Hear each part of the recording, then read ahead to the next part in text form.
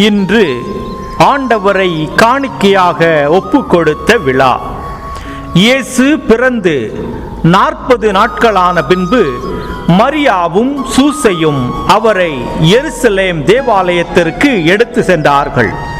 இந்நிகழ்ச்சியில் நாம் அன்னையின் கீழ்ப்படிதலை காண்கின்றோம். அவர் விதிவிலக்கு கோரவில்லை. அன்னையின் தாழ்ச்சியையும் இங்கே பார்க்கின்றோம். அவர் தூய்மையே உருவானவர் என்றாலும் பாவியான பெண் போல ஆலயத்தில் நிற்கிறார். சிமியோன் சில நிமிடங்கள் மட்டுமே இயேசுவை கையில் ஏந்தினார். ஆனால் ஏந்திய பிறகு எல்லையற்ற மகிழ்ச்சி அடைந்தார். திவ்ய நற்கருணையை வாங்கும் ஒவ்வொருவரும் ஒவ்வொரு முறையும் இதே பாக்கியத்தை தான் நாமும் பெறுகின்றோம்.